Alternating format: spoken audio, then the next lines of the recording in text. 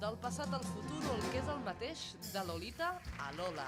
Aquesta és la proposta que la més gran del clan Flores ens ha portat a l'Àtrium Viladecans i que va aconseguir omplir de gom a gom l'auditori. L'espectacle comença viatjant al passat i ens situa als anys 70. A través de les cançons més conegudes de la seva carrera s'arriba a l'actualitat.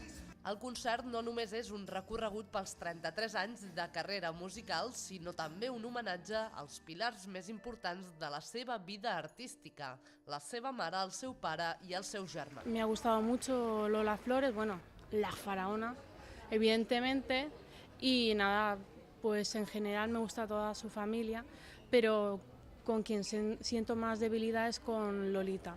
Hombre, porque la afición viene ya de la madre. Y como conocemos a la madre, pues ya venimos a ver a la Lolita para que no se pierda el ritmo.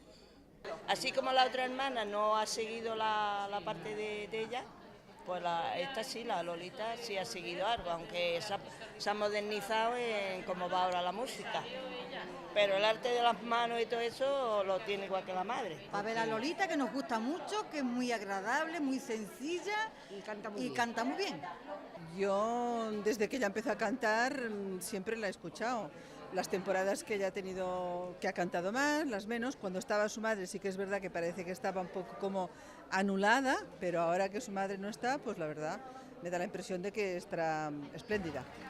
Amor, amor, Mediterráneo, Atubera o Sarandonga, fins a arribar a l'himne familiar, no dudaria. Cançons que traspassen generacions.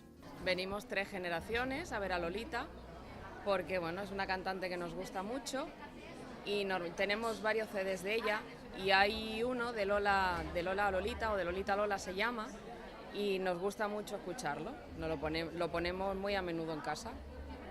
Lo cantamos, lo bailamos, ¿verdad? Su madre también me gustaba mucho y el marido del Pescadilla también.